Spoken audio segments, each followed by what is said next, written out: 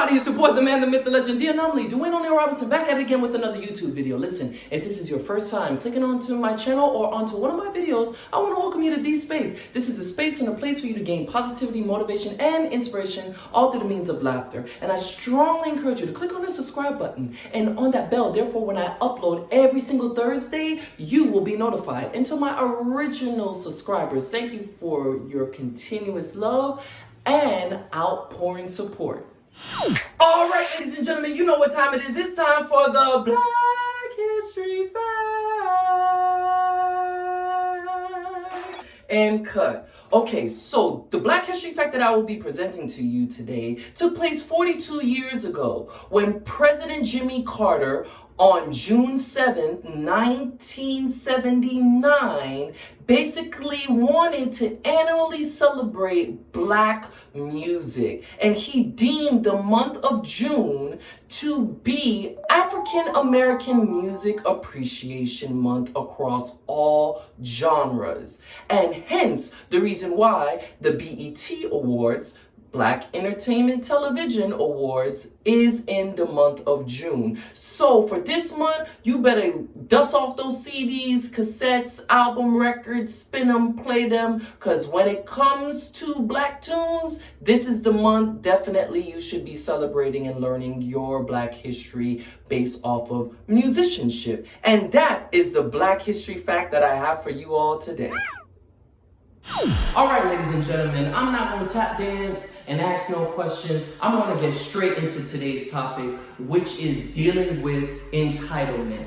All right, I'm going to basically be describing what entitlement is, and I got 5 great tips in order for you to combat your entitlement. Okay, now let's be frank, let's be honest. All of us have a little bit of sense of entitlement one way or another, however you want to slice it or dice it, right? However, here's the thing. I am definitely going to be emphasizing on individuals that have this personality trait and they are an extremist with it. Okay, it's all right, you know, if you got a little bit of something, it's able to fix.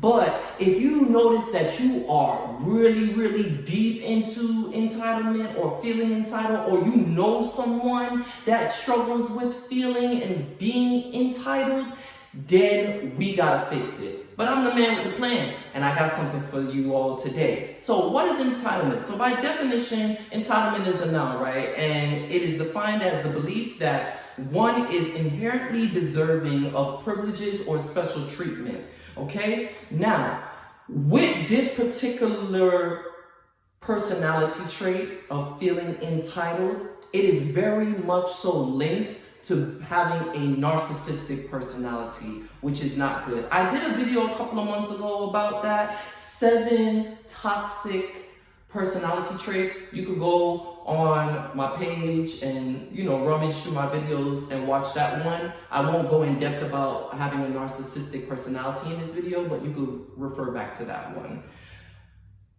There are 2 trends that happen when people are basically struggling with entitlement, right?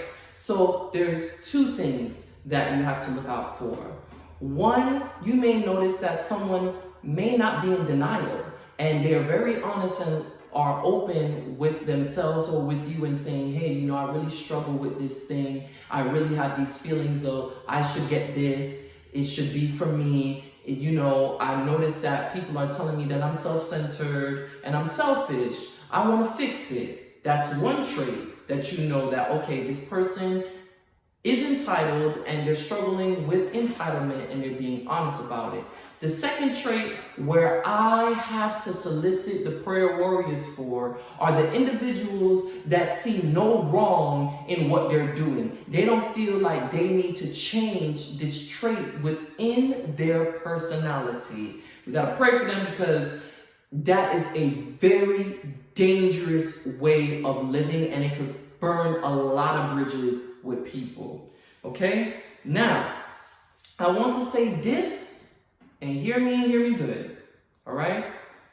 When it comes to entitlement, Entitlement could really be a very ugly thing within the beauty of success and when it comes to money. Now, let's say, we see the stories all the time of these athletes gaining these multi-million dollars and their families are there cheering them on along the way. And we see it numerous of times before where these athletes talk about, hey, I was making all of this money, but all of a sudden now I'm the cash cow and everyone wants something from me. Or it may not even be to that caliber, but it could be that, okay, you've gotten a degree, you've gotten a job, you've gotten a car, you've gotten a house, you've come into some type of success. And here's the issue. The issue is friends and family could sometimes try to overthrow your success and try their utmost best to milk that success from you. Let me put it to you this way. Parents and children. Let me start off with the children. Children, okay, you are not entitled to anything that your parents have worked for. That is a fact. They're the ones that worked for it, okay?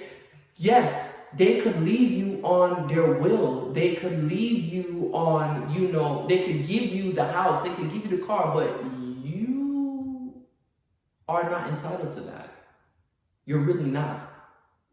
Your parents are the ones that worked hard for that, okay? And when you become a certain age, all right, then you could go on and do your own thing or whatever the case may be. And if your parents notice certain attributes and traits, and if you're abiding by, their moral compass and what they raise you on the fundamentals, then yes, they will leave you something if, that's their heart desire. But even if they don't leave you anything, you can't be mad, because at the end of the day, you're of age to be out there on your own and to fend for yourself.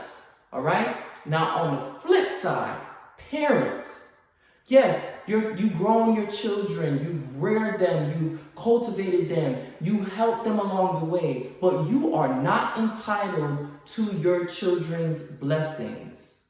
And the same thing for children. You are not entitled to your parents' blessings, okay? And for people, just because your friends or family members have been blessed with something does not necessarily mean that blessing is for you. They may have carried you along the way, but that's why a lot of us won't be blessed, I believe, by God in a lot of things, because we want to carry everybody and everything with us. No, certain people, certain things that God want to bless you with, He can't bless you with because you got too much entitled people around you.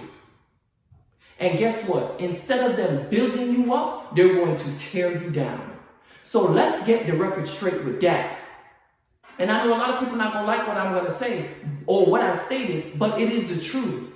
You are not entitled to other people's blessings. You cannot be jealous and envious of other people's success. You cannot feel as if, because I helped them do this and I've helped them do that. Yes, you have. And just because, and hear me when I'm saying this too, they have expressed their gratitude to you in more ways, more than one. I'm not talking about ungratefulness here. They have expressed their gratitude to you, but for whatever reason, you want more. That's not fair. And you are struggling with entitlement. And you got to check that. You have to. Because if not, it could really ruin and tarnish relationships. It could tarnish bonds. It could break people down and make people not want to be around you. All right? So you got to look at these things. And when it comes to entitlement too, you have to realize that entitlement comes in different forms. It could come in racism, sexism, classism, your social circles, your social cues. It could be cultural things, cultural rituals and traditions. It could be your status quo. It could be so many different things. For whatever reason, you feel that you are entitled to these particular privileges and treatment. And to really be honest, life don't owe you jack diggity squat at all. At all. If you work for it, yes, by all means, you deserve it. But at the end of the day, if you ain't doing nothing for it, and you ain't putting the work into it, if you ain't throwing me the assist so I can get this alley hoop and make the dunk, you wasn't shooting with me in the gym, but now you want to take credit for it? No, ma'am. No, sir. We ain't doing that. We got to cut that. And we have to really, really check ourselves. So here are the 5 tips in order for us to check ourselves, because I could go all day on this topic because it's something that I'm very, very passionate about, and I've experienced it in more ways, more than one. All right. So number 1, practice perspective. Basically, you need to mentally check yourself and see, okay, let me understand this other person's perspective. Let me get where they were coming from. Let me understand where they were coming from. Let me see the method of their madness as to why they did what they did.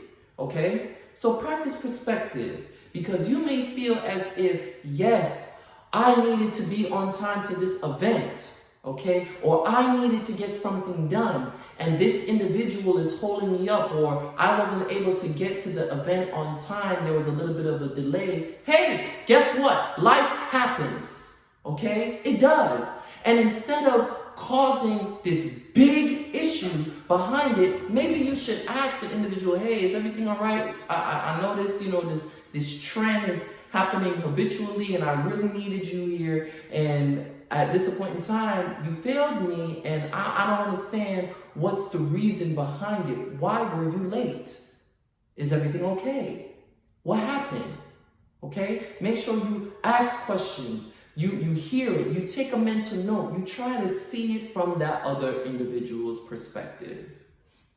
Number 2, you need to basically be able to synthesize yourself to know how it feels pertaining to other people's success. So this basically means capitalization research, or the capitalization method or theory, I should say. Basically, where psychologists state that for 30 days, you, one time a day, basically uplift somebody else. Okay, so instead of bragging about your success and how great you are of a person, how about you uplift others around you? Okay, and it has proven that once you take the spotlight off of you and you shine it on somebody else, it has tremendous positive effects and effects on the person that is sharing and gloating that good news about other people. Number 3, use cognitive reconstruction. Okay, so you need to recall and remember as to what are the reasons why you feel the rules that apply to everybody else don't apply to you. You gotta really assess and check yourself mentally, or even if not, you gotta talk to someone and say, why did I get pulled over? I was speeding. What did you pull me over for? You were speeding. Okay, that's why you got pulled over for, sir. Or why did you get a ticket? I was in the HOV lane, but I was only in the HOV lane for 5 minutes, or whatever the case may be. Remember, I stated that because I'm going to come back to that example. But basically, you have to realize that the whole universe does not revolve around you. Okay? Literally and figuratively. And whatever rules, laws, policies, contracts, bylaws, whatever it is, you have to make sure that you realize that, hey, listen, the same rules apply to everyone else. You can't use your sexuality, your religion, your class, how much money you make in order to move ahead of the process of someone else. in a line. No, that doesn't work. We always waiting here. Don't get dropped. Number 4. The 4th tip is observe what happens when you curve your entitlement tendencies, right? So do you notice like your relationships are running a lot more smoother? Do you feel less annoyance? And this is a big one. Do you feel or realize or even see people are being more supportive of you because you're supportive of them?